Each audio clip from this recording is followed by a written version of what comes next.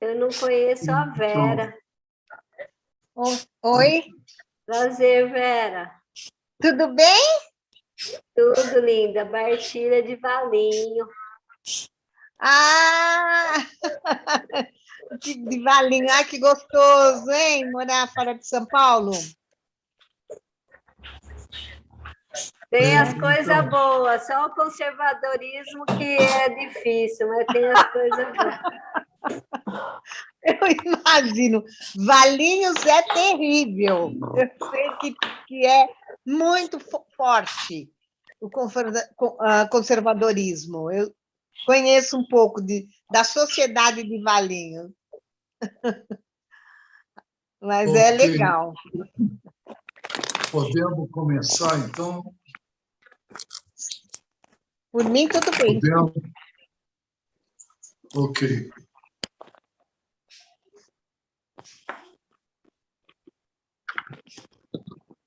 Deixa eu pegar e para o caderno.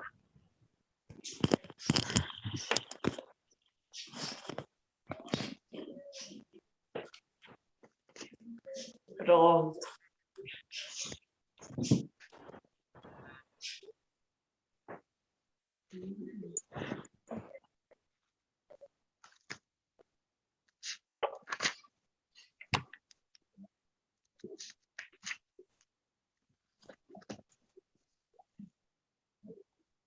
Ok.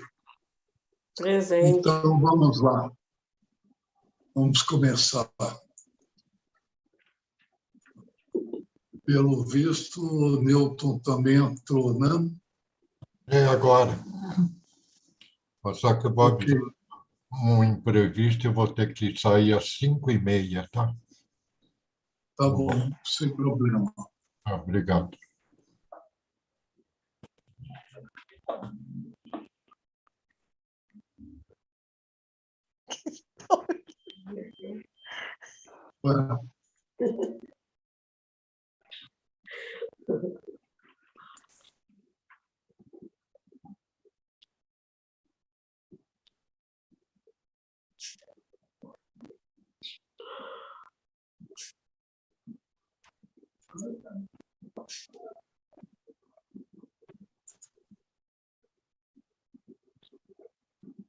Só um minutinho aqui que travou.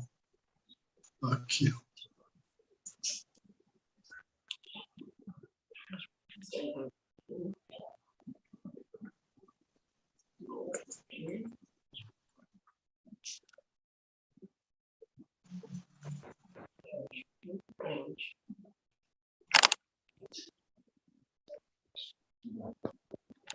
Estou aqui, Vera, estou aqui apanhando aqui.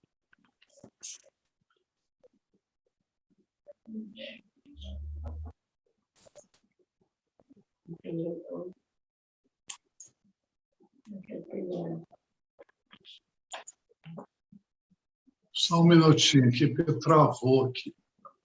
Ah, sem problema. Vou ver o que eu consigo fazer aqui.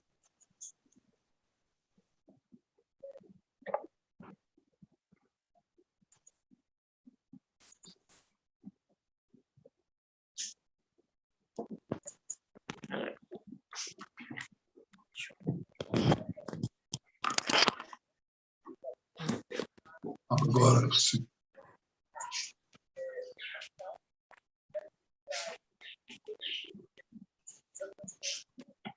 Ok. Vamos lá.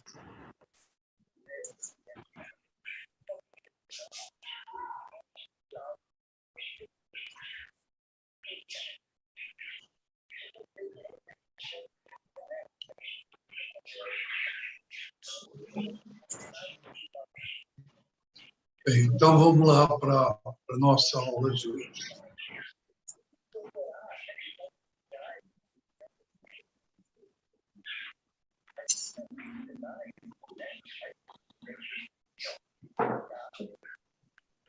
Hoje é a nossa 10ª aula e nós vamos falar sobre o ECRO e a relação com a antropologia.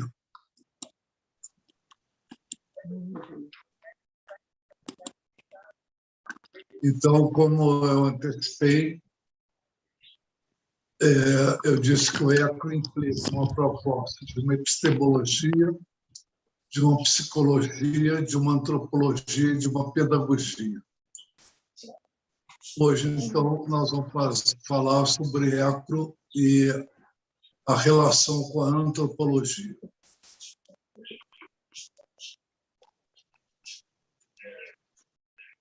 Bem, como sempre, a nossa dica etimológica, que antropologia é antropos mais logia. Então, na verdade, estritamente é estudo do homem, né?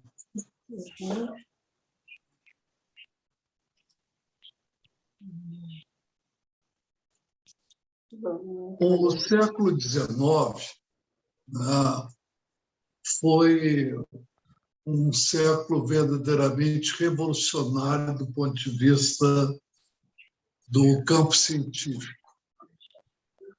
Foi principalmente nesse período que se assentaram as bases do que hoje nós denominamos de ciência, né?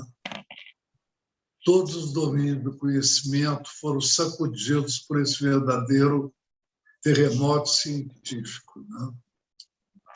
A física e seus métodos de experimentação e investigação se impõem como modelo de construção do conhecimento. E todo esse processo de ebulição científico, de ebulição científica, né, resultou no início do século XX com o grande avanço científico dos últimos anos, dos últimos séculos, que foi a proposição por Einstein da teoria da relatividade geral. Nós podemos dizer, inclusive, que do ponto de vista da física, passados 100 anos, não aconteceu absolutamente nada de novo afora essa descoberta essa proposição do Einstein, que continua aí para nós como uma questão em aberto, e tudo que aconteceu desse tempo lá, da proposta de Einstein até agora, só significou desdobramentos tecnológicos e não invenções científicas efetivas. Nós estamos aguardando aí que algo aconteça.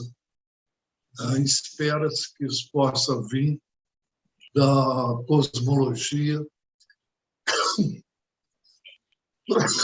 por isso, o investimento que se faz desses últimos anos com telescópios espaciais e essas coisas, esperando-se uma superação da teoria da relatividade e a integração dela com a teoria dos quanta.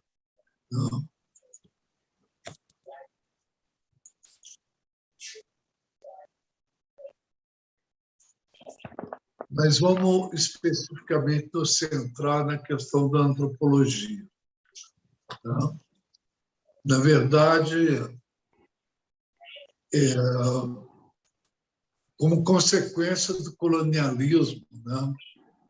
O pensamento ocidental foi levado a tentar compreender melhor os fenômenos culturais, né? Os europeus, no seu processo de incorporação colonialista de novos territórios, resultante da ampliação comercial e econômica e a consequente ampliação de seus territórios e a inevitável interação com diversos povos, se viram concretamente confrontados com culturas diferentes e padrões de comportamento que eram para eles surpreendentes.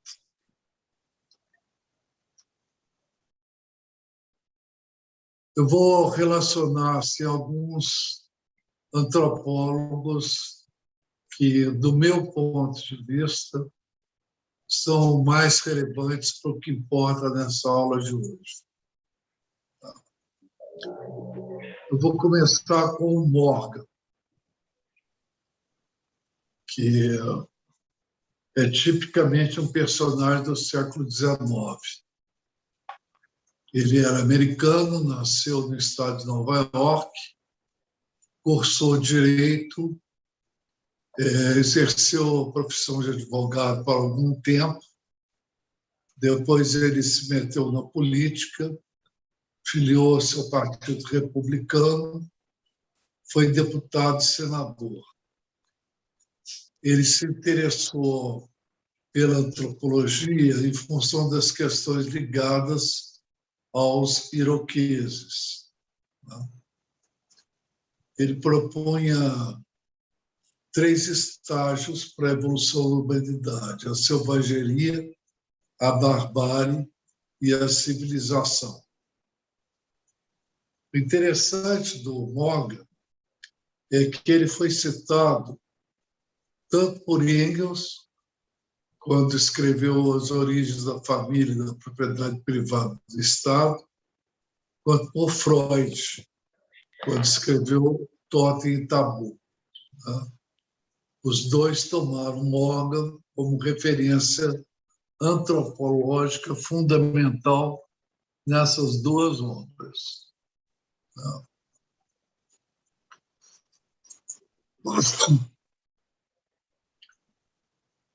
Outro antropólogo importante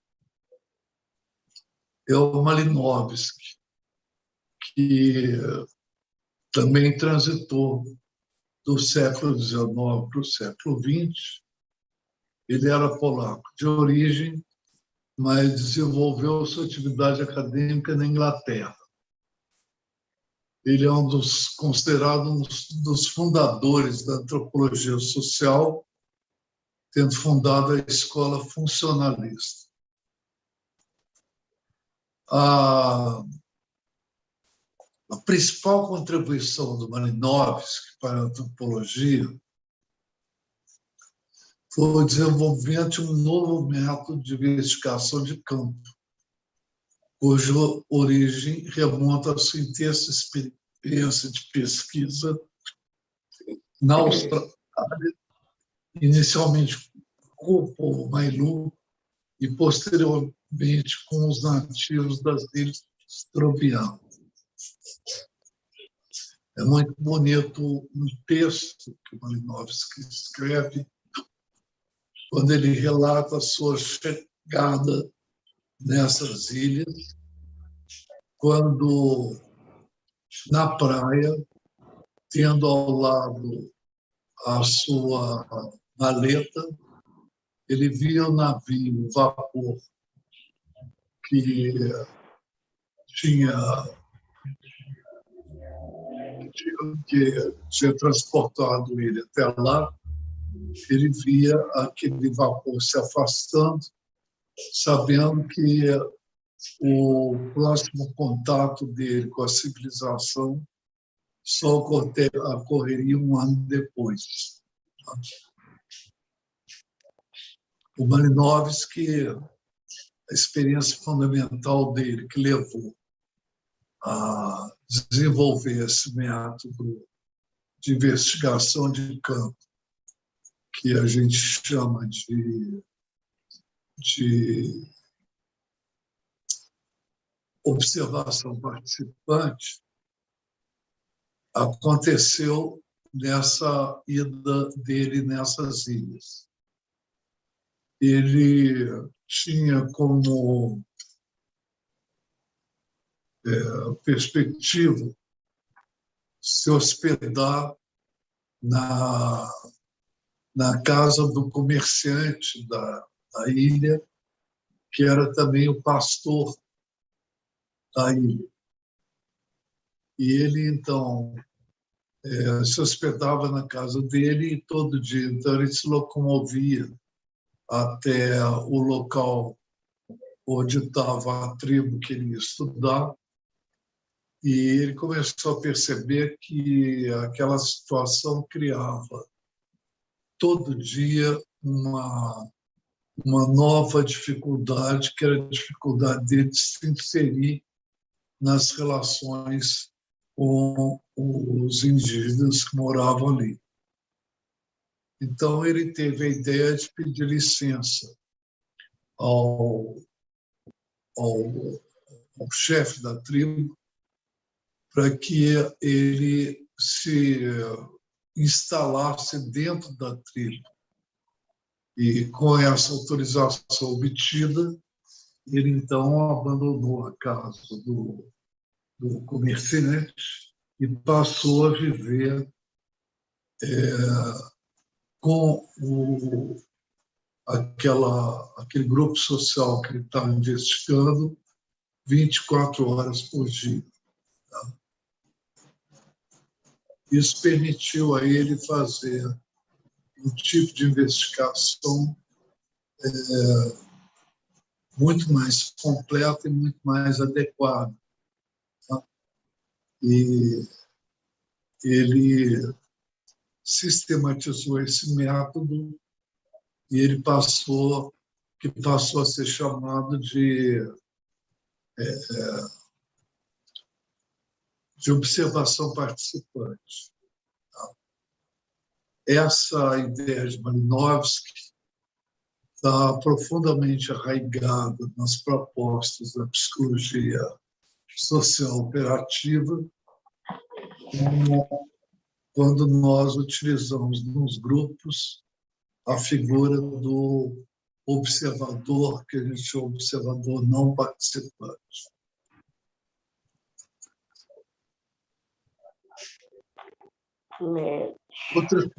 Outra figura fundamental entre os antropólogos é a Margaret Mead, que dedicou seus estudos ao desenvolvimento das teorias da chamada antropologia social ou cultural. Tá? Interessava a ela, principalmente, a investigação das relações entre cultura e personalidade, a socialização de crianças, a sexualidade, as questões de diferenciação de gênero e as conexões entre cultura coletiva e personalidade individual. Tá?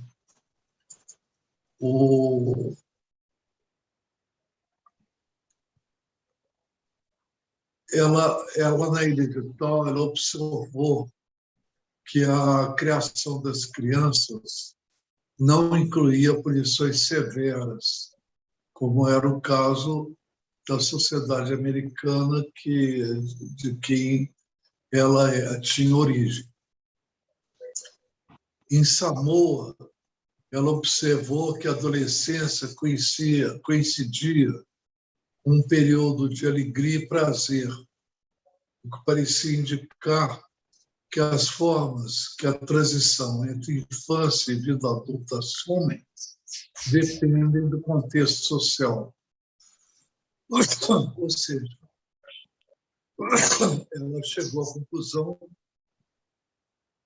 que o aprendizado das condutas que diferenciam o gênero e que caracterizam aspectos da personalidade individual são aprendidas, que elas não têm uma origem biológica.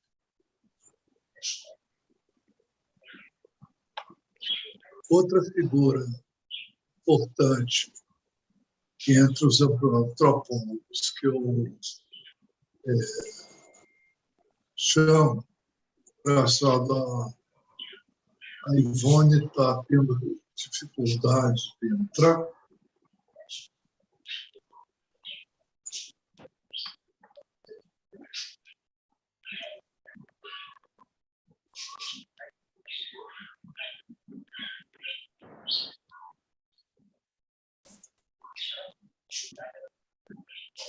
Ivone, você chegou a entrar, não? A Ivone não chegou a entrar, não, né? Ela entrou, mas ela disse que estava com dificuldade no som. Ela escreveu no chat isso. E acho que então ela deve ter saído, talvez para entrar de novo, não sei. Ela já entrou mais de uma vez. Ah, então era Ela está isso. dizendo aqui que não está conseguindo ouvir nada. Vamos lá, então. Ela está com uma interferência de som aí. Mas você está me escutando, né? Não, não. Mas tem um barulho aí de fundo. Só avisar. Para mim não tem, não. Para mim também não. Para mim está bom. Tem alguma coisa, sabe, como se tivesse alguém mexendo em alguma coisa assim? Eu não ouço. Eu também não. Então, tá bom. Tudo bem, então Bem, eu continuo. vocês podiam desligar, por enquanto, os microfones de vocês. Bem, vamos seguir lá, então.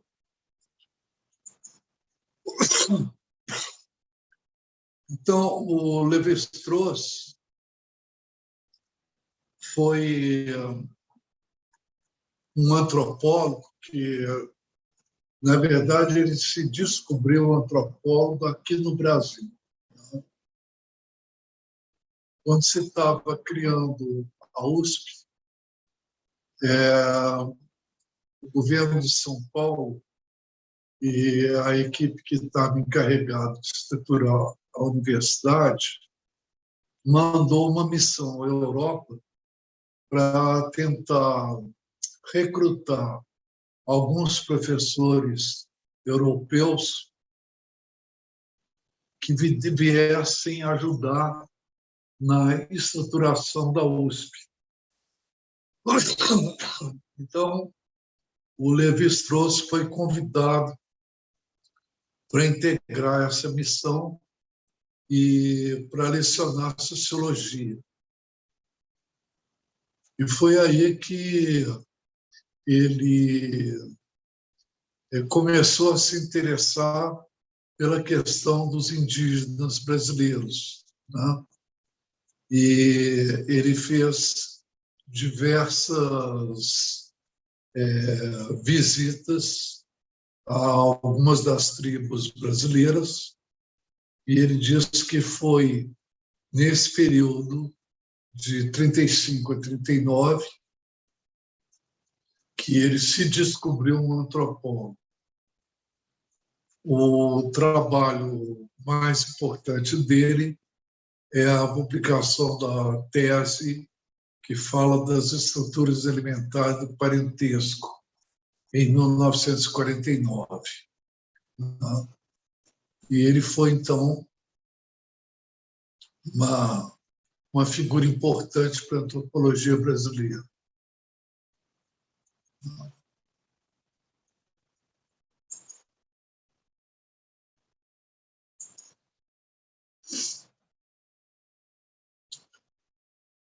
Por que eu estou falando tanto da antropologia e desses antropólogos, né?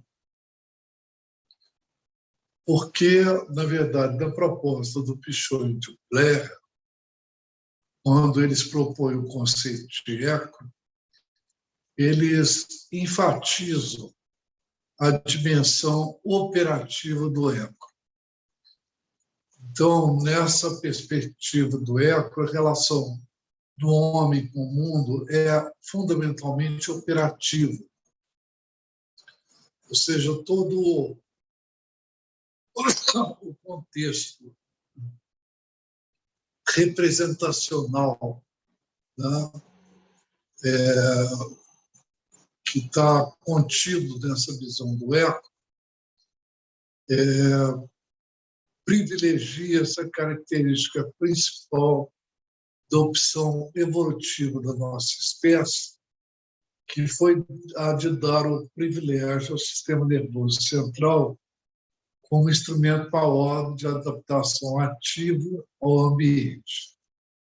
E o que Pichot e Blair fizeram foi a de, criando esse conceito, generalizar esse conceito, de tal forma que você pode falar tanto de um eco individual, quanto você pode falar de um eco grupal, como de um eco social, de um eco comunitário.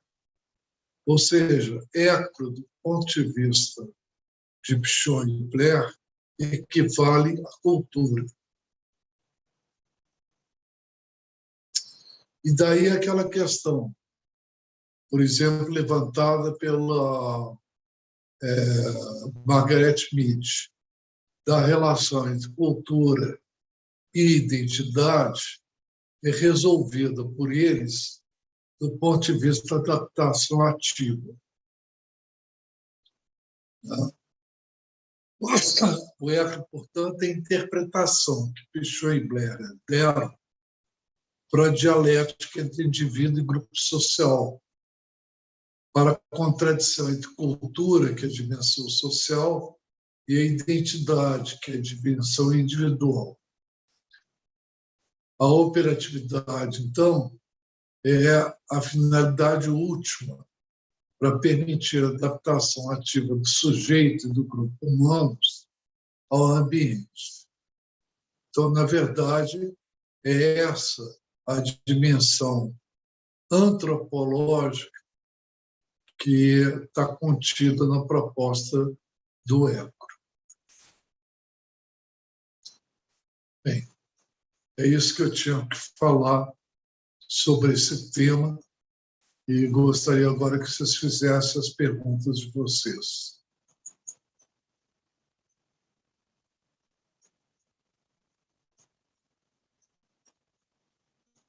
Parece que a Ivone não conseguiu entrar até agora.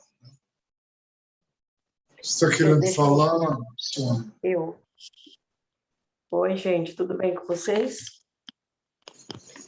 Eu achei super interessante, inclusive, quando, professor, você estava falando sobre, deixa eu ver se eu consigo focar aqui, sobre o mérito da cultura e da personalidade social, eu achei muito interessante sobre isso, por conta do quê? Esses dias eu estava dando uma aula para meus alunos, né? E estava até colocando... Vocês estão ouvindo? Sim. Tá. Foi muito interessante que eu estava colocando para eles na sala de aula, que antigamente, eu sempre conto uma história, né? Tudo para mim tem antigamente. Que antigamente os filhos, as pessoas, todo mundo, eles tinham uma cultura a seguir, né? Então eles seguiam desde lá, do berço, né? Pai, mãe, os ancestrais deles, então eles carregavam essa cultura com eles até aqui. E de uns tempos para cá, que eu estava colocando para eles, o que me chamou a atenção aqui, e de uns tempos para cá, isso se perdeu, porque a cultura, eles não têm mais, assim, respeitado a cultura antiga dos seus ancestrais, né? Dos seus avós, dos seus pais. Então, a juventude de hoje, eles querem fazer a sua própria cultura, né? Eles criam a própria cultura deles. sobre esse assunto que estava falando aqui da cultura e a personalidade social, né? Inclusive até da criança e da sexualidade deles. Então, é um tema assim, bastante complexo e muito bacana e muito na atualidade de hoje, que nós vivemos hoje, na sociedade. Né? Então, o que nós vivemos hoje na sociedade? Os adolescentes de hoje, a cultura de hoje, ele não traz mais a cultura de antigamente, aquelas palavras boas, herdadas pelos seus pais, herdadas pelos seus avós, eles se perderam com o tempo, né? Eles se perderam com isso, e hoje eles estão aqui na juventude, por exemplo, sem um caminho certo, sem aquela diretriz para seguir. Eles seguem a diretriz deles. Por conta do quê? Porque ele perdeu lá atrás como que eu posso falar aqui? A cultura herdada da sua família. Ele não quis herdar. Soninha, você está falando de uma crise de referências? Eu estou falando da referência, que foi aqui que me chamou a atenção, sobre a investigação de campo, né, que fez quem fala lá?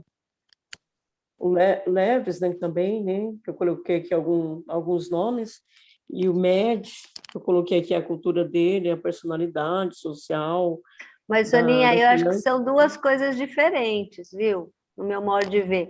Não sei o que o grupo acha e o que o professor acha, mas eu vejo que uma coisa é o estudo, né, desses antropólogos que o Marco apresentou, e a outra coisa é a questão da falta de referência, ou poucas referências para os adolescentes. E que uma coisa tem a ver com a outra também, né? Eu acho que, de alguma forma, tem uma relação entre o estudo dos antropólogos, né? Como eles levantam as linguagens, as normas, o modo de dia a dia que os povos vivem, com a linguagem, com a falta de referência, ou as normas, referência que os adolescentes vivem. Esse caminho mesmo. Não sei se você concorda com isso que eu estou falando. Concordo. A Carmen também está querendo falar.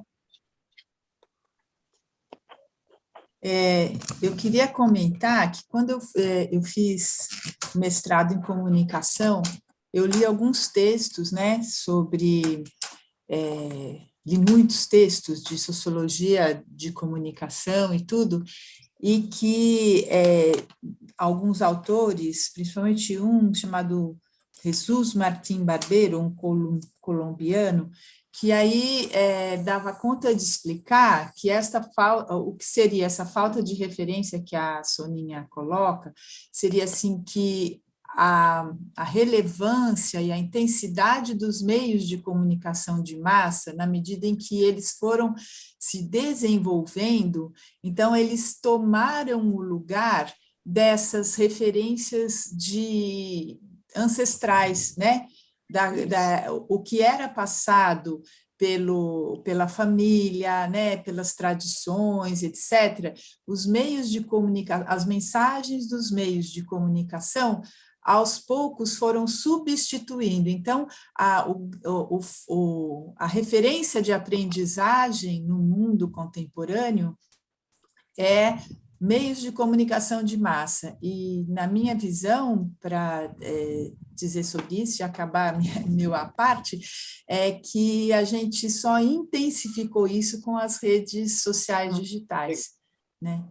Então, eu acho que essa formação, essa aprendizagem, Soninha, que você fala, eu acho que as referências agora, na minha visão, é perfeita a sua observação, né? Não tem mais a tradição, a cultura, etc., né? Deve até ter, mas está misturado, só que a relevância está no meio, né? no meio que é permeado pelos meios de comunicação de massa.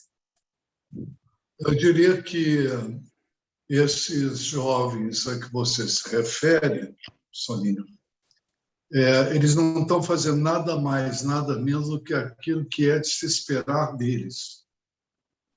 Porque cada geração muda as referências. Eu posso, por exemplo, dizer, em termos de experiência pessoal vivida, que quando eu era criança, no ambiente da minha família, era obrigatório que nós, crianças, beijássemos a mão do pai, da mãe, do tio, do avô, né? Que era uma cerimônia obrigatória. Quer dizer, quando chegava na sala e aparecia, ou chegava um tio, chegava um avô, uma avó, nós, crianças, tínhamos que cumprimentá-los beijando a mão. Tá? Nossa geração, de fato, quebrou com essa tradição. Nunca o meu filho teve que beijar a minha mão, tá? E nem beijar a mão dos avós ou dos tios. Tá? Quer dizer, o comportamento, nós quebramos essa referência cultural e introduzimos conceitos absolutamente diferentes. Né? A gente chegava a brincar que nós, da minha geração, viramos a geração sanduíche. Né? Quer dizer, quando a gente estava na mesa e sobrava um bife, e a gente queria comer aquele bife, a minha mãe virava e falou assim, não, esse bife é do seu pai. Né?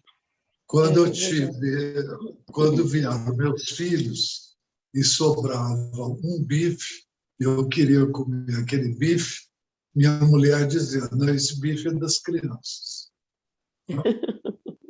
Quer dizer, então nós viramos a geração de sanduíche. Inverteu. Essa nova geração está criando a cultura delas.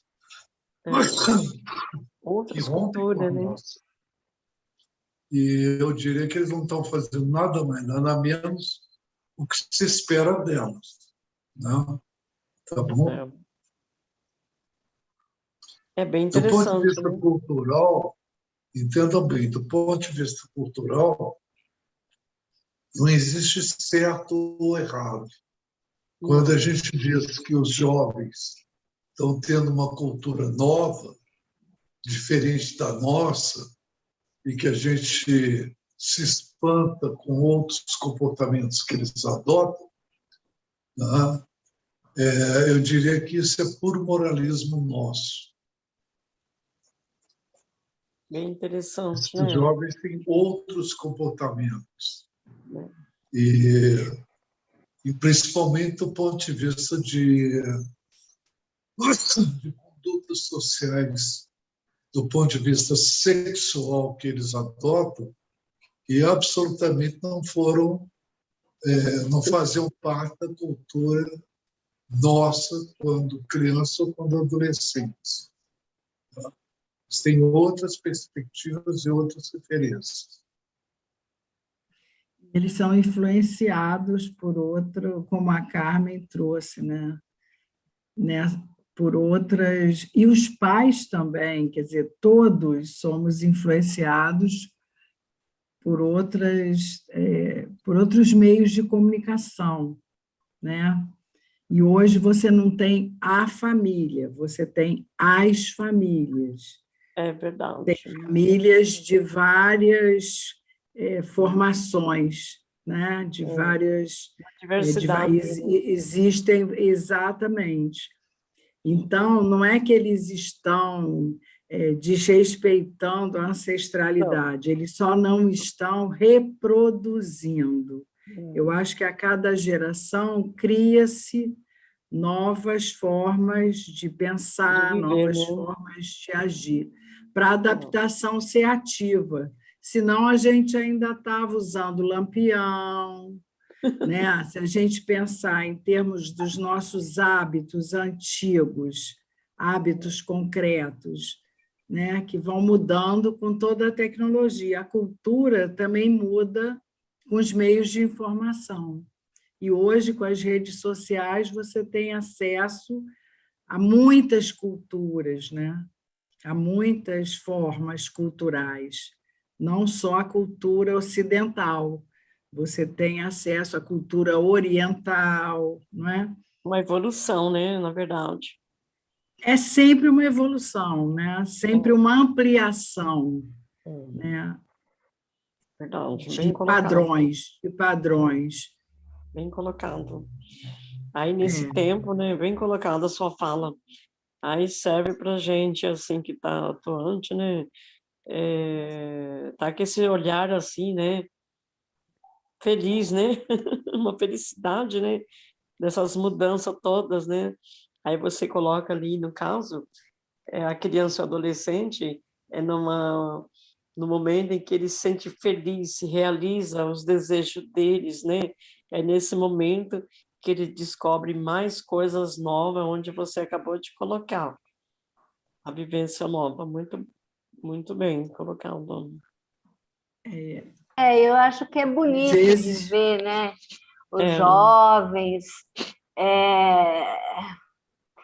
a moda dos jovens, a linguagem dos jovens, a música dos jovens. Eu acho bonito de ver o quanto que eles são diferentes da nossa geração e também ver o quanto que eles reproduzem valores que me parecem deveriam ser mais estimulados. Então, o valor, por exemplo, da questão da democracia, o valor da solidariedade, né? Então, como que a gente constrói, por exemplo, o diálogo entre japoneses, jovens, venezuelanos jovens e iraquianos jovens, né? Então, assim, o jovem iraquiano e os outros dois são originais a partir da sua história, a partir da sua cultura. Mas como que a gente cria uma cultura humanizadora, né? E aí me parece que criar uma cultura humanizadora pressupõe a gente ter como referência para diálogo, não para a verdade absoluta, os valores e os direitos humanos, não? E saber o que eles pensam também. Eu acho que, às vezes, até uma dica para a Soninha, que tem esse contato direto, né, com turmas de jovens, né? A gente tem uma coisa de dizer para eles como nós pensamos.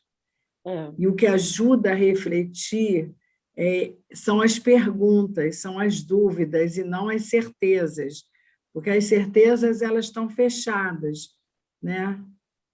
Mas perguntar o que você pensa disso? O que você pensa que está acontecendo na sociedade brasileira hoje? Como é que você está vendo a tragédia de Petrópolis? Entende?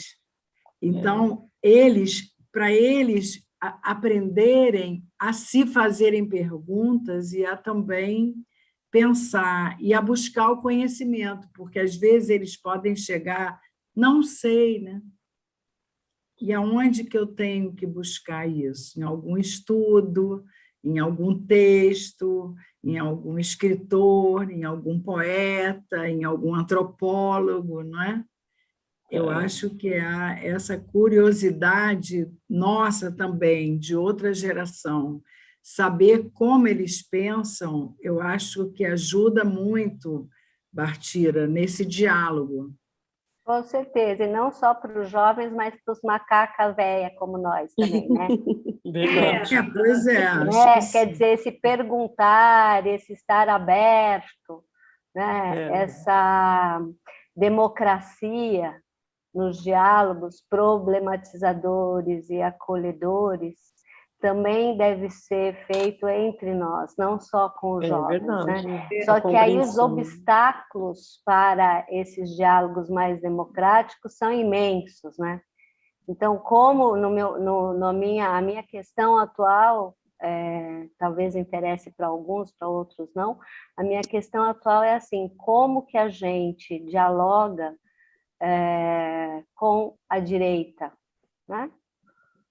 Uhum. E a Soninha mas trouxe essa coisa, a como coisa, dialogar com os jovens.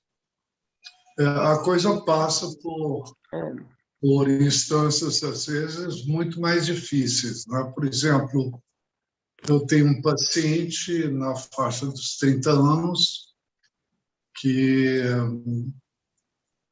ele tem uma namorada e o contrato entre eles é que a relação é aberta para ambos os lados. E outro dia ele me trouxe para a sessão que ele tinha marcado para sair com uma outra garota e tinha conversado com a namorada sobre isso. Essa garota ele já saiu com ela mais de uma vez e a namorada propôs que fosse uma relação a 3. E a própria namorada entrou em contato com essa garota para combinar que o encontro fosse a 3. Quer dizer, do ponto de vista das minhas referências culturais e históricas, isso não corresponde aos meus padrões aceitos, né? Mas, do ponto de vista da minha relação com o meu paciente, eu tenho que respeitar essa opção que ele fez, porque ele fez de uma forma muito consciente, mantém as regras estabelecidas com a namorada de uma forma muito consistente. Eu não tenho o que objetar, entendeu? Do ponto de vista de terapeuta.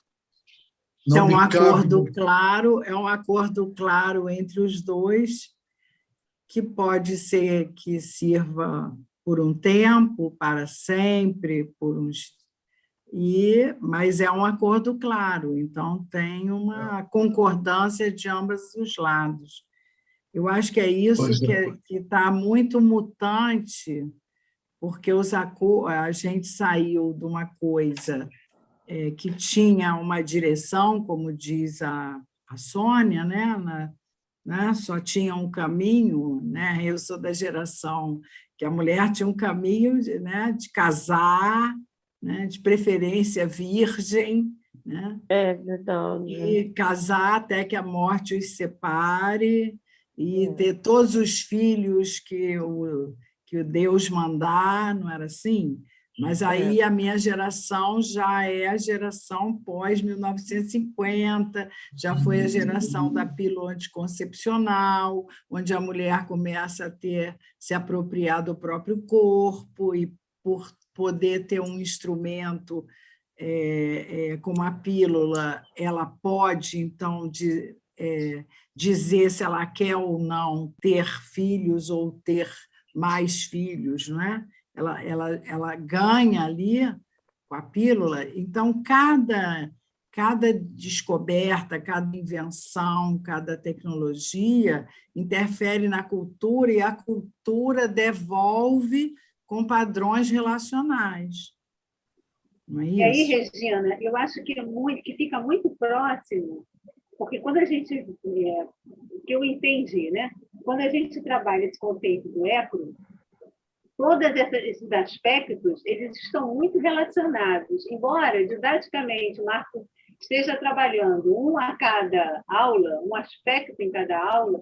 Hoje, por exemplo, esse aspecto da antropologia me fez recordar muito o que a gente conversou na aula da outra vez, que é o aspecto psicológico, porque a maneira como eu sinto esse mundo, eu internalizo o mundo, é a maneira também como eu vou me relacionar com esse mundo e vou fazer a cultura acontecer, eu vou viver essa cultura. Então, quando a Marta fala da questão... E também, Márcia, não só como é que você vai se relacionar com o mundo, mas como é que você vai se relacionar com você mesmo. Perfeito, é isso aí. Esse outro mundo.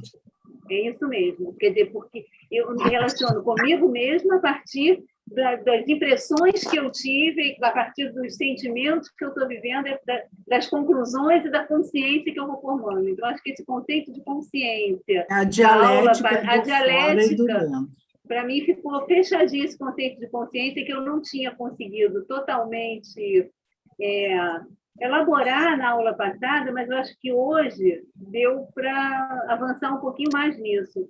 Principalmente quando a Marta trouxe também a questão dos direitos humanos, e eu acho que esses direitos humanos também fazem a gente estar o tempo todo nessa dialética, né? Porque é como eu me percebo e como eu me relaciono, e comigo mesmo e com o outro. Eu achei isso bem interessante. O direito humano só vai poder ser exercido, né? Talvez o direito humano mais direito e mais humano é o direito à vida, né? A vida, E a viver plenamente. Que está tão sendo questionado hoje, né? Como uns achando que podem tirar a vida de outros, por alguma razão, X, Y, Z, né? E como eu vou ter presença nesse mundo e como esse mundo é presença para mim nas relações, o outro, o ser humano. Então, é isso que o Marco falou, como é que eu também me relaciono comigo mesmo, como é que eu me percebo nessa dialética aí. Acho isso importante. E o que a Carmen falou também, da questão dos meios de comunicação hoje, dando uma orientação, isso também é uma coisa que é uma questão também, né? Porque acaba sendo o tom, o olhar, uma direção apontada para a leitura de mundo. Eu acho isso também uma outra coisa que eu tenho pensado muito. Eu queria colocar um negócio que é sobre os limites, né, dessa adaptação, eu não sei o termo correto, adaptação ativa, né? Eu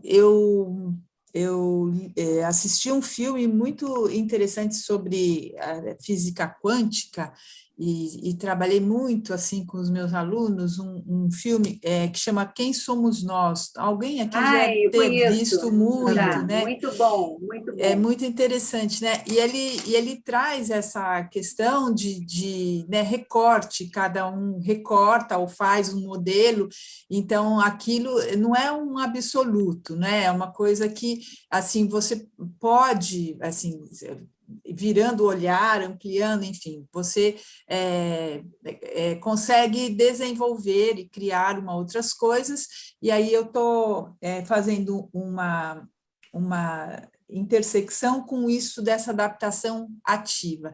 E o que eu queria colocar, eu realmente não sei, é pergunta mesmo, é questão, né, até para falar sobre, a capacidade da gente, né, de nesta adaptação ativa, né? Porque, como o Marco colocou, dos valores sexuais, morais, éticos, não sei o quê, né? Que mudam, estão mudando e em velocidade relativamente grande por causa dos meios de comunicação e não sei o que lá.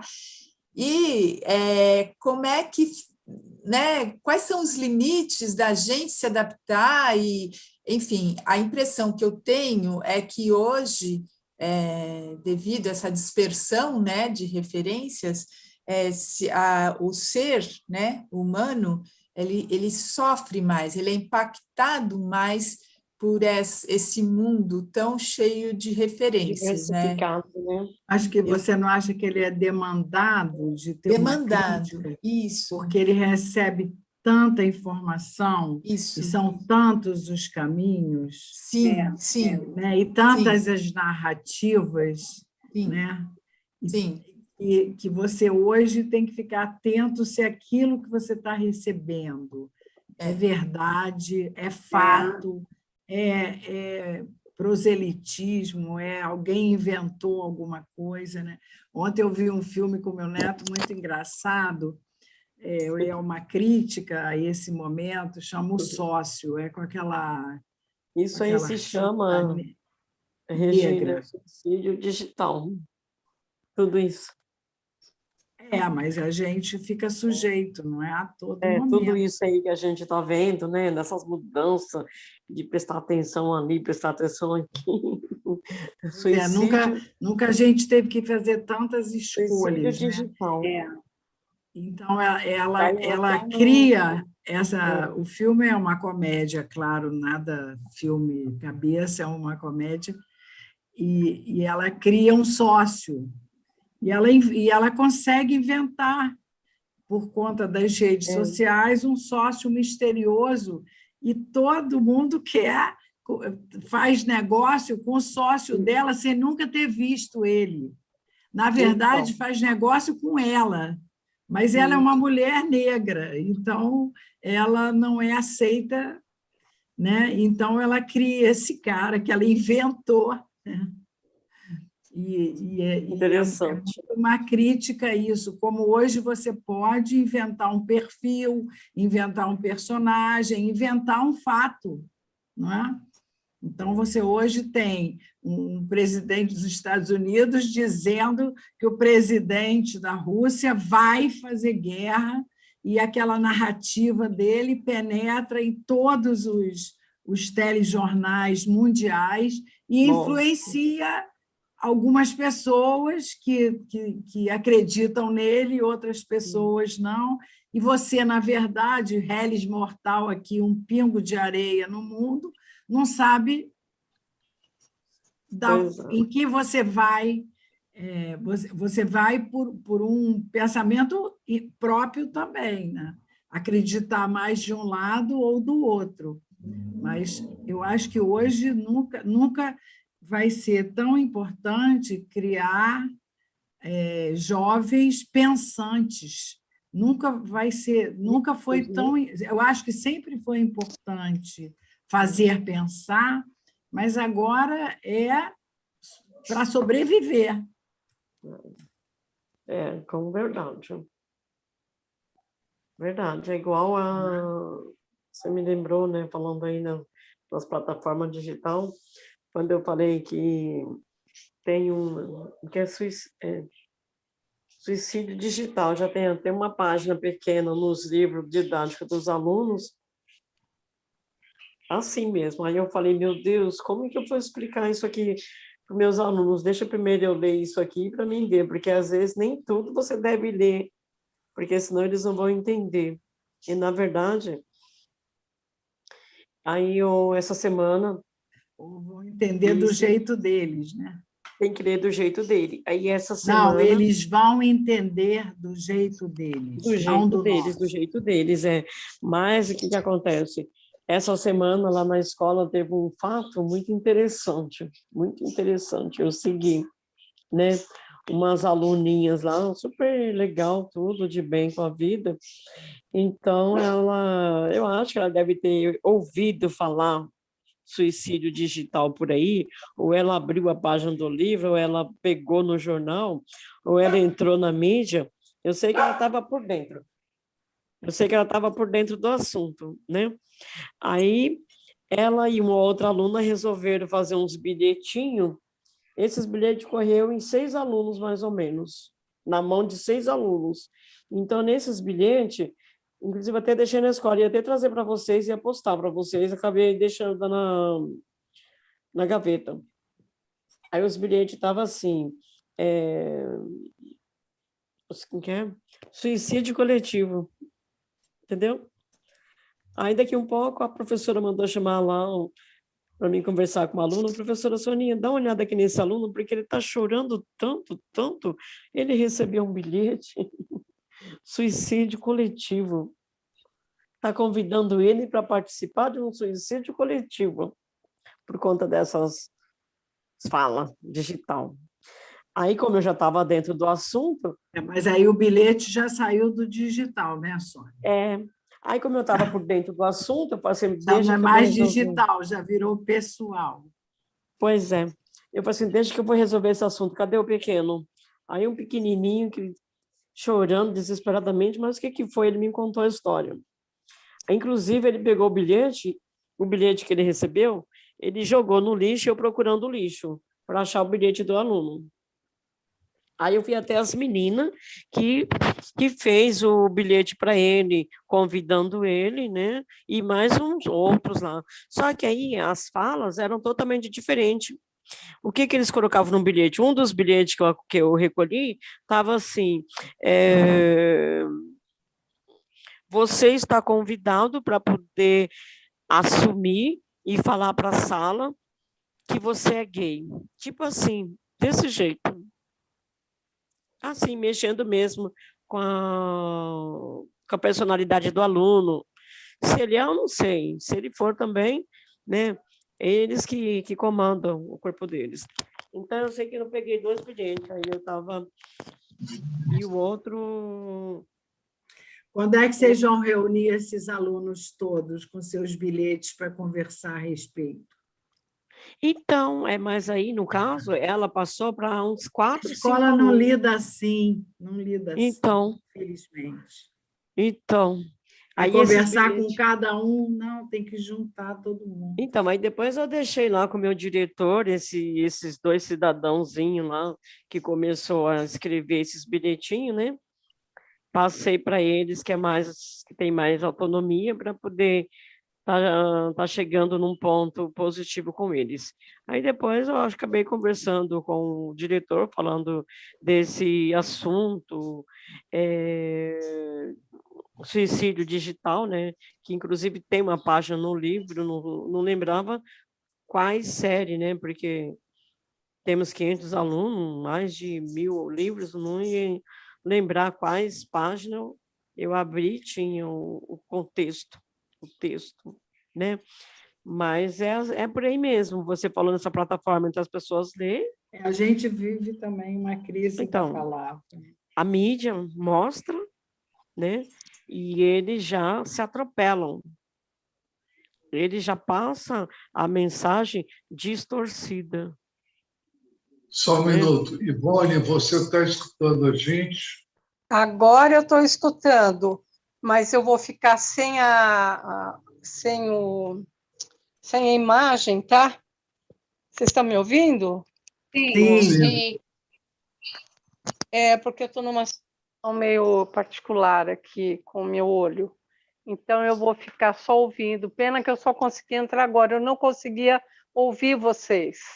Então, eu até desisti. Agora veio um recado. Toque para ouvir. Veio uma bola assim no meio do celular. Eu toquei e comecei a ouvir. Não sei o que aconteceu antes. Desculpa. Vou ficar na escuta, gente. Beijos. Eu acho que essa questão que a Carmen coloca, quais são os limites dessa adaptação, uma grande questão mesmo, né? De adaptação, de prosseguimento, de possibilidade de relação na vida, em todos os aspectos. Isso é uma questão, para mim também. Se é que tem limite, quais são as dificuldades, né, que a gente enfrenta, porque tem demandas que são mais difíceis da gente absorver do que outras. Né? Pois é, o importante é a gente perceber que nós somos seres biopsicossociais, né? E é muito difícil aí, nessa complexidade toda, passar o bisturi para saber o que é só nós, aquilo que é nós, decorrência da relação social que a gente está inserido nela. E aí um risco muito grande, né, nessa questão, por exemplo, que a Soninha colocou, é de nós cairmos numa posição moralista, fazer um julgamento que é um julgamento que vai para além daquilo que o fato todo autoriza. Essa questão que você coloca desses bilhetes,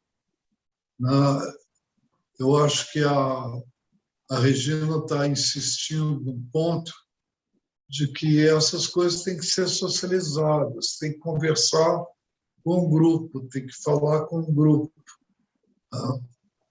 Porque pode ser só uma peraltice de garotos, mas isso pode também resultar, de fato, como já resultou em outras situações, em suicídios coletivos mesmo, tá? Exatamente.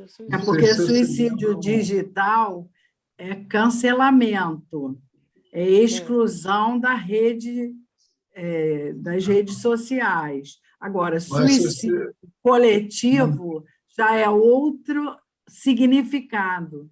E hoje a gente vive nessa e lembre-se daquele relato que o Rony entre o virtual e o real. Lembre-se daquele relato que o Rony fez daquela série de suicídios que aconteceram no shopping em Ribeirão Preto, tá? Em função de combinações desse tipo.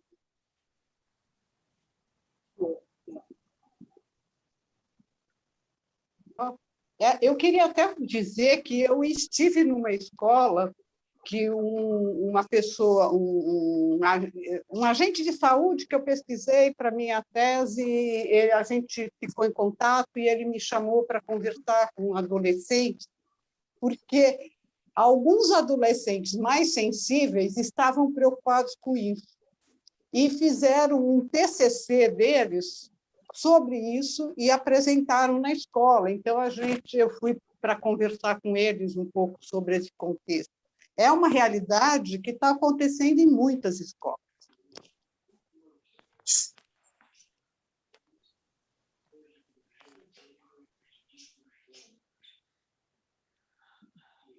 Perdi a fala. Eu acho que tem que abrir a conversa e conversar sobre o assunto. Se aquilo apareceu, aquilo está ali na cabeça daquelas pessoas. Elas são, né, quando a gente tem essa leitura grupal, elas são porta-vozes de vários, pode ser meia dúzia, mas a escola inteira, esse assunto está atravessado, não é, como a Ana falou, na escola. Então, é preciso socializar para refletir, para ver qual, né, da onde vem essa ideia, por quê, para quê e como, né? E fazer. Mas muitas vezes a escola lida com isso de uma maneira individualizada, como se aquilo, né, esse é que eu acho que é um problema, né, que o individualismo chegou nessa coisa. Então, é um problema daquele aluno. Não, é um problema daquela comunidade, daquela instituição, daquele grupo, né?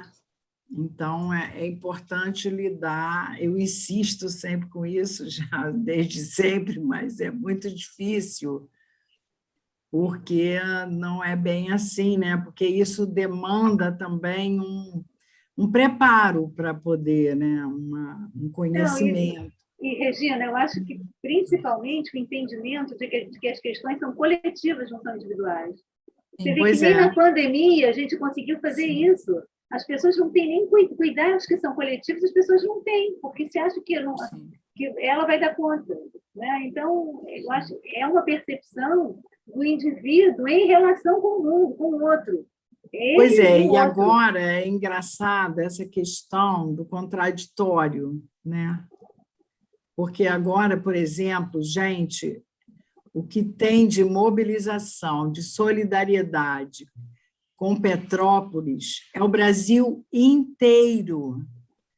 Chegam caminhões e caminhões de todos os lugares, com pessoas voluntárias, com roupa, com comida, com motoqueiros, com água, com o que vocês imaginarem. Então, é uma coisa, né, que é uma pena, que a gente só se Pois una é. na tragédia. Na né? tragédia. A gente É não consiga. Mas na verdade, isso não é de hoje isso, né, que a gente vê Não, no isso Brasil. é antigo. Toda Pois é. vez que Essa é uma acontece uma adaptação tragédia, antiga, né?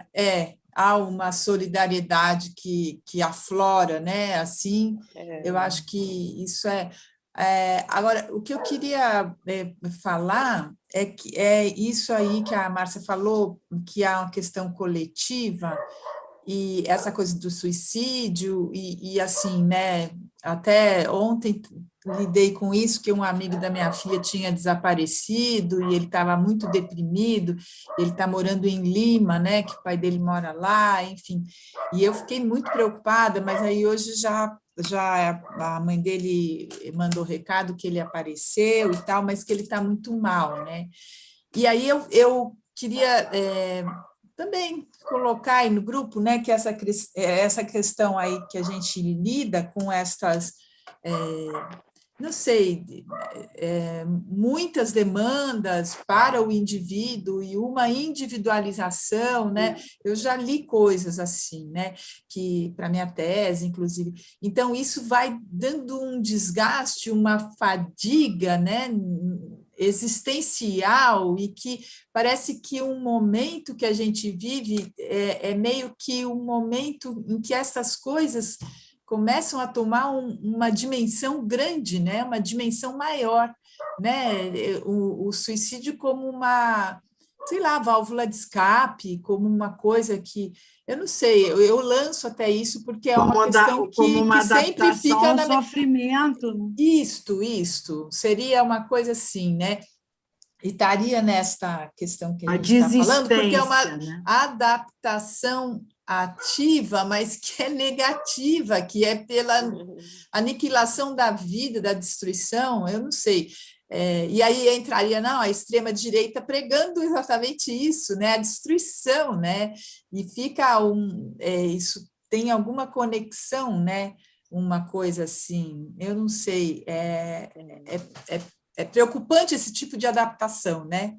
Acho que pregando também um retrocesso a uma tradição, isso é que é importante, como, né, que você pregar a tradição como se os antepassados também, né, os nossos antepassados dos seres humanos fizessem coisas só ótimas, não é? Eles faziam coisas atrozes. Então, o problema não é que antigamente era bom e agora está difícil. Sempre teve um processo histórico com seus obstáculos, com as suas dificuldades, com a sua destruição, inclusive. Né? Mas hoje tem a negação, né? Eu chamaria a atenção nesse aspecto de que a pior conduta é sempre a repressão. Né? Quer dizer, se não há possibilidade de que essas coisas sejam faladas e sejam faladas em público, o risco é que a gente venha a ter uma situação onde aquilo que foi reprimido retorna.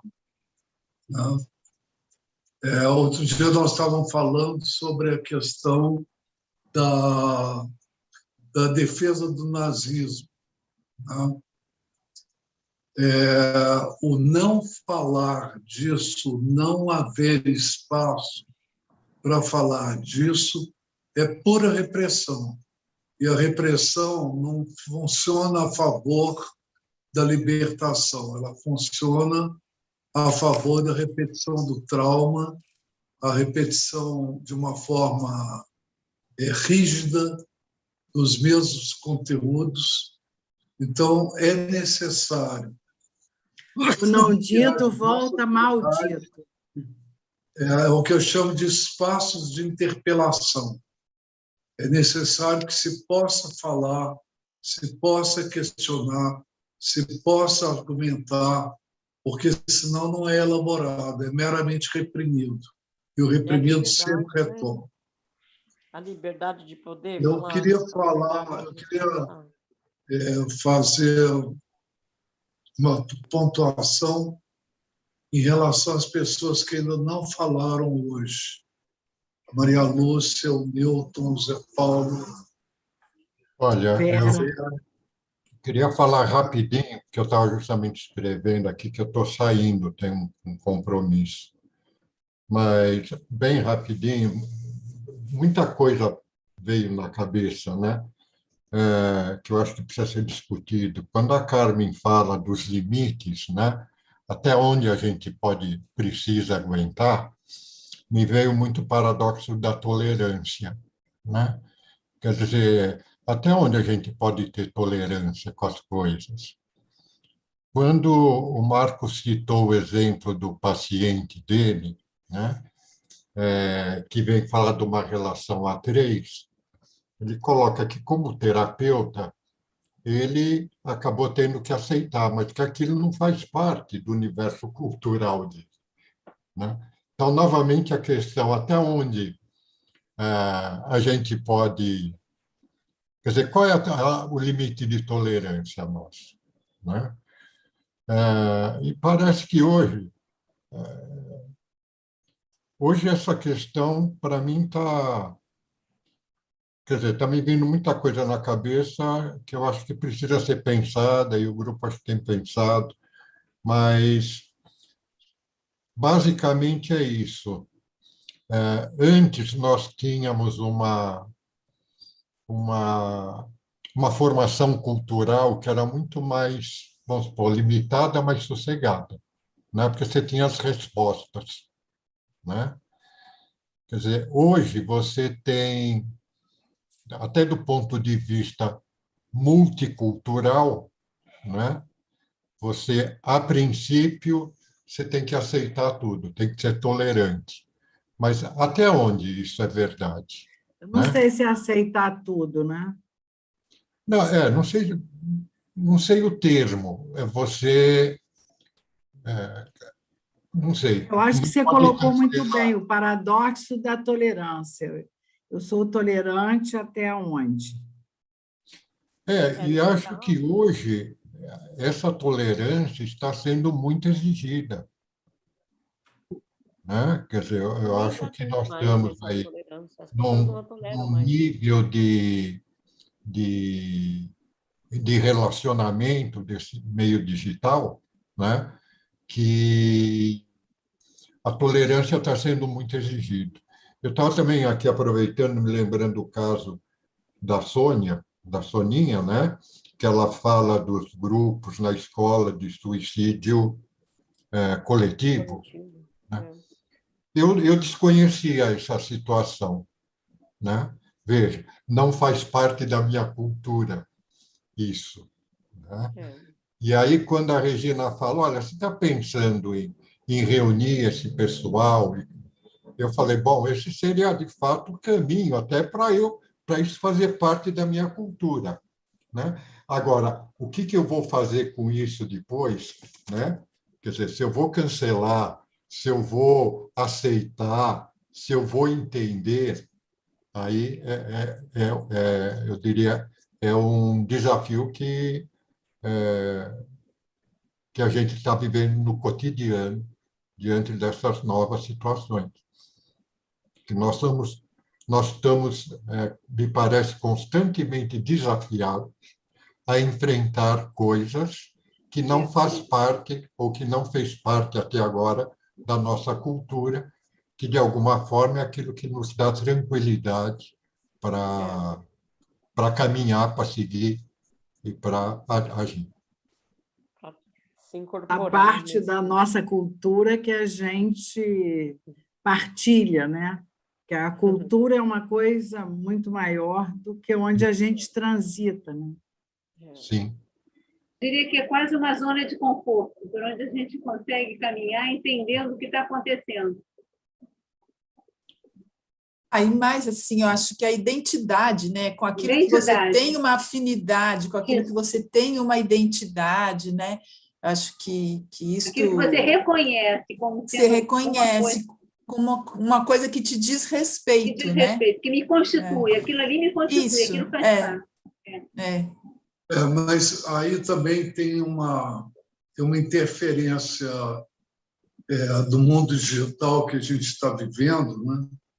Que me faz lembrar a frase que um antigo sócio meu tinha, que ele dizia assim: seria ótimo se na vida a gente pudesse fazer um undo, né? Quer dizer, o desfazer, né? Desfazer que é tão fácil no computador, mas que, do ponto de vista da vida, né, não existe esse negócio de você apertar um botão e aquilo que você fez ser revertido, né? Então, de repente, pode haver uma interferência aí, pode fazer com que os meninos comecem a imaginar um suicídio como uma espécie de um desfazer, né? Só que o que sobra depois desse desfazer? Tem outros conteúdos que têm que ser trabalhados aí, né? O Newton está saindo, né?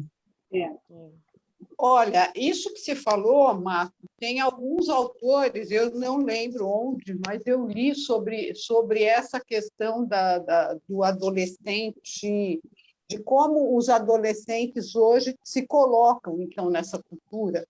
E a questão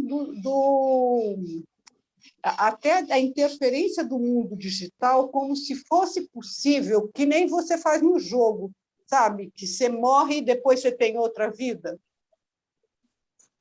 Então, isso é uma coisa que está interferindo E, às hoje na vezes, mente. tem essa fantasia, né, de querer saber como meus pais sentiriam se eu morresse e tal, né? Mas eles, às vezes, não dimensionam a vida e a morte, né? Tem pessoas adultas que não dimensionam, você imagine eles, né? Eles pensam que Agora vão poder voltar. a insistir aí. Eu volto a insistir aí na necessidade de que as pessoas que não estão falando, que falem, né? Nós já estamos faltando só uns 20 minutos para o fim. Eu queria escutar aí a Maria Lúcia, eu queria escutar a Ivone, queria escutar o Zé Paulo, a Vera.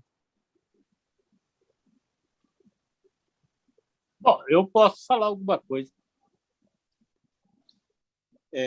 Eu achei que o nosso papo hoje pode ser dividido em dois momentos. No primeiro momento, é como que se não falássemos de conflitos. Era como que se a adaptação fosse assim, entre aspas, natural, normal, corriqueira. Até certo momento. Aí depois os conflitos começaram a aparecer com questões levantadas pela Carmen, pela Soninha, pela Regina. E o que, no todo, eu achei muito bom o debate. E curioso que começaram a aparecer os conflitos próprios da era digital, esse suicídio digital / suicídio real, levantados pela Soninha e pela Regina, os limites da adaptação ativa levantado pela Carmen, o Newton que falou da questão da tolerância, até onde vamos aceitar, até onde vamos ser tolerantes. Então, os conflitos, especialmente esses próprios da era digital, me chamaram muita atenção. Eu compreendo, já falamos aqui várias vezes, que vivemos realmente numa outra era, num outro momento histórico, a era digital, que vai permeando todos os relacionamentos humanos. Do lado mais específico do direito, caberia até um debate à parte, em algum momento a gente poderá falar, porque o direito enfrenta essa questão dos limites da tolerância. Uma questão muito forte no direito, sobretudo o direito pós-Constituição, melhor dizendo, a partir da Constituição de 1988, que fortalece muito o direito à liberdade de expressão, aos poucos os tribunais passaram a debater com a questão. Até que ponto é preciso respeitar e dar eficácia ao direito da liberdade de expressão?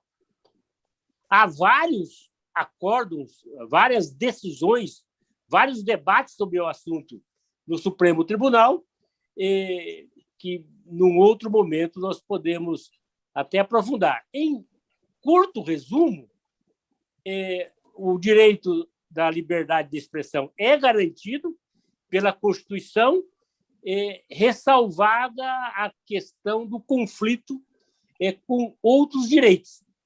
Então, os tribunais enfrentam a dificuldade de verificar, no caso concreto, qual direito deve prevalecer. Exemplo, o da liberdade de imprensa ou da privacidade de uma pessoa em determinada situação.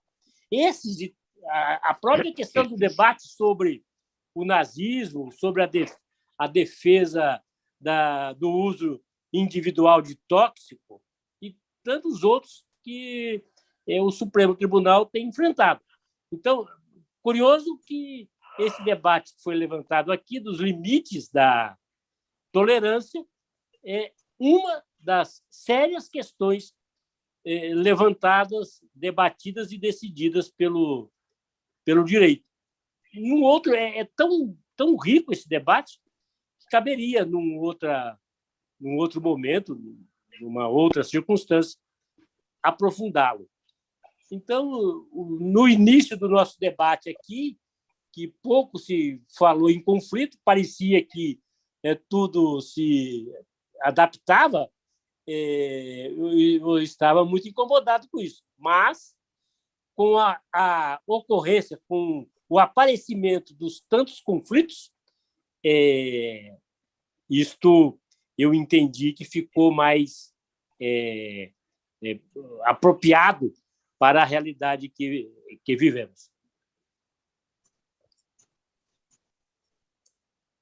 Bem colocado. Pois é.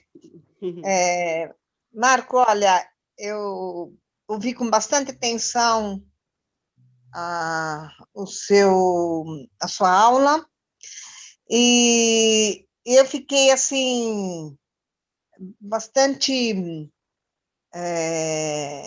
interessada, porque eu acho que a gente tem várias etnias que têm o seu sistema de vida. Nós estamos vivendo agora o sistema de vida ocidental e a gente tem essa padronização, né, de sistema de comportamentos. E cada geração, como você bem disse, não há como as referências, elas vão se diluindo em cada geração, as referências de comportamento vão se diluindo. Então, eu vejo que nós estamos vivendo, principalmente neste mundo ocidental, uma tormenta total, talvez pela formação e pela vivência do capitalismo. Acho que isso tem muita influência no comportamento humano, né? E isso traz realmente as depressões e traz os conflitos entre as pessoas e família. Então, esses jovens com que a Soninha mencionou, e esse suicídio coletivo, eu já li alguma coisa nesse sentido. Eu acho que volta e meia aparece na imprensa alguma coisa falando sobre essa situação de suicídio de jovens, mas eles estão perdidos também, porque nem a geração passada não consegue entender como é o que vai pensar aquela criança, o que pensa aquele jovem, né? Ninguém parece que tem interesse no jovem, eles são soltos, eles são solitários, né? E eles se conversam entre eles e criam algumas fantasias. E eles estão desabrochando para o mundo. Como a Soninha falou que estava lá sobre alguma coisa de gay, eles estão descobrindo as coisas, né? E, paradoxalmente, também eles podem estar vivendo num mundo também com repressão, principalmente com essa disseminação da religião. Então, e também a classe social, né? A classe média tem, sim, também um conflito entre os jovens, adolescentes, mas a classe, talvez, sem querer, né, classificar, mas pessoas que vivem mais na periferia, que têm a influência religiosa, aí quando esse jovem vai para a escola, começa a viver o seu mundo social, ele entra em conflito mesmo, em choque, e eu vejo que ele fica perdido. Eu acho que a escola aí tem um fator fundamental, que é o que vocês falaram, que a Regina falou, né? Ter mais diálogo e instruir mais, mas instruir de forma orientando e não reprimindo a situação e também não individualizando, mas fazendo com que eles pensem e também muita leitura, acho, porque o jovem ele é perene. O jovem é fácil de você trabalhar. É fácil, ele tem os seus conflitos, mas ele é fácil, né? Então, eu vejo dessa forma. Quando eu falo das etnias, por exemplo, você citou esse antropólogo, né, inglês, que é não sei se foi o Morgan ou o Valmost, né, que ele trabalhou e procurou estudar uma tribo. Eu lembro também do Paul Gauguin, né? Gauguin, né? O Paul Gauguin, que é aquele... Gauguin. Obrigada Gauguin. Obrigada pela correção do francês. É o pintor, né? É o pintor. É que ele viveu na América Latina e ele fez também isso. Ele viveu dentro de tribos, viveu dentro da... A história é meio parecida. E também o William Haidt, que foi um psicanalista, que viveu também que viveu também na África e estudou uma tribo que lá era um sistema matriarcal. Então, eu acho que no momento, a gente está vivendo um conflito, uma tormenta do capitalismo na área, no Ocidente, e que isso vai depender da gente tentar dialogar cada vez mais, e os educadores também têm uma função e uma responsabilidade muito grande em relação aos jovens. Mas eu acho que é como disseram já, essa é uma aula que deve ser mais aprofundada e mais amadurecida, porque ainda estamos com um excesso de informações, e que ainda está desorganizada um pensamento geral social de comportamento. É isso. Eu quero falar uma coisa, assim, porque eu não peguei o começo da aula, eu não sei qual foi a teoria que mobilizou essa discussão, né, no grupo, e vou ver logo depois, assim que eu puder, que estiver disponível. Até tentei ver o começo da aula pela televisão, se eu conseguia conectar, mas não estava no ar. E aí me vem muito a questão, fiquei muito curiosa de saber o que foi que mobilizou tudo isso, tem alguma coisa a ver com a adaptação ativa, que de repente se mostrou como uma questão não tão fácil assim de acontecer. E também me vem muito a questão dessa coisa do doente da casa, né? O porta-voz da doença da família, e também essa coisa em relação a essa coisa do suicídio coletivo, de ser também um porta-voz de um momento histórico, né? Porque isso está acontecendo no mundo inteiro. Então, me parece que dá para fazer umas pontes, assim, tá? O que me ocorre mais é que, esse momento, todas as doenças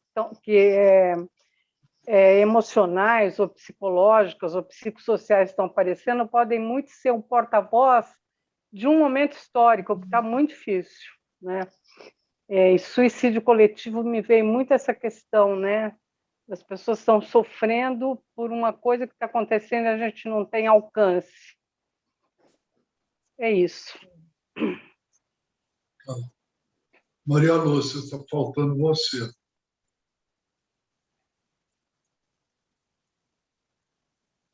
Sem microfone.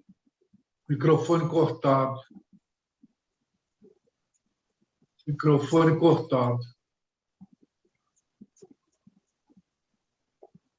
Está aqui. Agora. Então, uma riqueza enorme, né? Que bom que está sendo gravado. Eu acho que é pegar essa aula, esse encontro, e até discutir em função do próprio ECRA, que é o nosso tema, porque é uma lindeza a riqueza que a gente está vivendo. A riqueza de poder discutir com uma porção de caminhos e uma porção de dificuldades também. Como a gente tem que vencer as dificuldades, as opressões, como a gente tem que vencer as podadas que a gente recebe em cada momento da vida, em cada coisa que a gente está vivenciando, ou por ser mulher, ou por ser homem, ou por ser negro, ou por ser velho, ou por ser criança, enfim, tem sempre uma coisa que bota para fora, né? Eu sempre fico pensando assim, em cada fase da vida, como a gente tem que vencer aquilo que está expulsando, e como a gente tem que criar formas para a gente se reconstruir o tempo todo. E eu acho assim, né, viver em grupo fundamental, trabalhar o grupo, eu acho realmente de uma riqueza incrível, inclusive para puxar as individualidades, inclusive para permitir as individualidades. Eu acho que foi muito rico. Agora, acho maravilhoso que isso esteja gravado, para a gente poder tirar todos os assuntos e poder aprofundar em alguma coisa, para não ficar só na multidão, no excesso de coisas que a gente não dá conta, né? A gente tem que fazer escolhas, o tempo todo fazer escolhas, e pensar como a vida tem que ser aproveitada, porque ela é curta, para fazer tanta coisa, né? Para viver tanta coisa. Então, eu acho que é isso. Ok. Ô, Marco, eu sugiro que você faça outro encontro, então, ouvindo todo mundo e também falando de uma demanda minha também, que a gente dê continuidade, de alguma forma, às questões que foram aqui já, né, assim, que afloraram aqui, né? E sei lá, se as pessoas enfim, querem trazer coisas para falar a partir disso. Eu, particularmente, acho que também uma riqueza muito grande saiu, eu também gostaria de conversar mais, de que a gente dialogasse mais sobre essas questões. Até, Marcos, se tiver alguma coisa para ler, de leitura, que auxiliasse também nessa reflexão, acho que seria interessante. Vocês podem pesquisar aí esses autores de que eu falei, né? Dar uma lida sobre eles. Na internet tem muita coisa. A partir de um início que pode ser um Wikipédia da vida, mas depois escolher alguma coisa para ler. Tá certo? Tá. Bem, também tem autores contemporâneos que estão tendo a mesma necessidade da gente de explicar esse momento, né, histórico. Assim. É aquilo que eu disse, né? Quer dizer, eu acho que a gente pode na verdade, ler... do ponto de vista científico, do ponto de vista da ciência, a ciência em si, né? Esses últimos 100 anos não apresentaram grande evolução. Nós tivemos mais evolução do ponto de vista tecnológico do que propriamente do ponto de vista científico. Perfeito.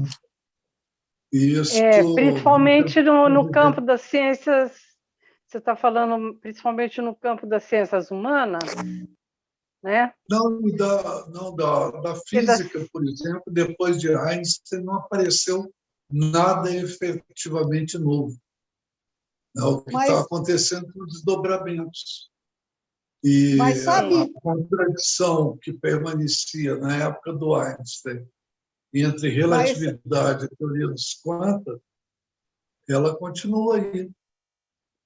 Mas sabe, Marco, aquele texto que eu te falei, que eu te mandei, eu fui ler hoje, e eu acho que tem aí uma coisa nova, que é a inclusão de saberes originários, que se encontram dentro de um outro parâmetro que não o científico. E até o texto propõe isso, né? Socializa esse texto na conversagem. Oi? Isso é bom, Põe o texto na conversagem. É que, na verdade, gente, é um livro, não, é uma revista, que tem muitos artigos e está em PDF, eu não consegui separar o artigo. Não sei se alguém consegue. Manda a revista, manda a revista inteira. Aí a gente ela gente é bem lê. pesada, é bem pesada. Aí fica complicado. Tem que ir pelo e-mail, mas qual é o tema? Qual é o tema? O tema é o Pichon e a ecologia de saberes, ou saberes do Sul. É em espanhol. Saberes e vai do falar, Sul. Inclusive, de uma coisa bem interessante, que é a questão da proposta do Boaventura de conhecimento solidário, que eles entendem que no ECRO está incluído isso. Então eles se relacionam, eles se conhecimentos da vida Pichon. cotidiana. Oi? Como? Conhecimentos da vida cotidiana. Todos os outros conhecimentos que nós nunca incluímos, né, no conhecimento dito científico, né, naqueles que a colonialidade desprezou. Então, eles acham que uma leitura do Pichon permite a inclusão desses conhecimentos. Ele fala que não só o conhecimento cotidiano, mas, por exemplo, a questão de uma torcida de futebol, coisas desse tipo serem coisas ele tem um livro, Pichon, né? Psicologia da Vida Cotidiana. Ele fala da bola, do futebol. Aliás, Marco, tem uma palavra lá que eles falam que o Pichon propõe, que eu nunca ouvi, chama caquistocracia. Eu vou ler para ver o que é. Não, esse caquistocracia, você conhece esse termo? Nunca ouvi falar. Não.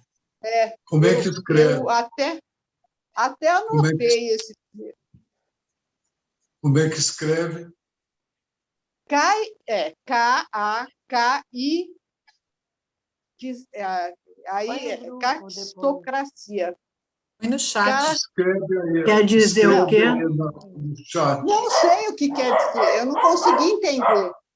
Eles dizem que o Pichon propõe a caquistocracia e eu não consegui perceber o que é isso.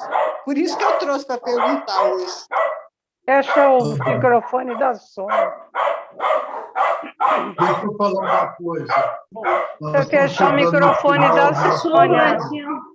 Sônia, desliga seu microfone. Desliga o cachorro, Sônia. Ai, o Marco desliga. Isso. Deixa eu falar, tem uma coisa que a gente tem que decidir antes de terminar. Em março, nós podemos fazer no dia 19 também? Sim. Para mim, pode fazer. Sim. Eu não vou poder, que eu vou estar. Eu acho que não. Não sei se eu vou dar uma aula nesse dia, mas eu não sei se até às 4 eu consigo chegar. Mas tudo bem. fazer no dia Faz 12. 19 e depois Tem eu, dia assim, 12 eu vejo ou dia na gravação. 26. Regina, Tem o ele dia está 12 dando. ou o dia 26 como alternativo.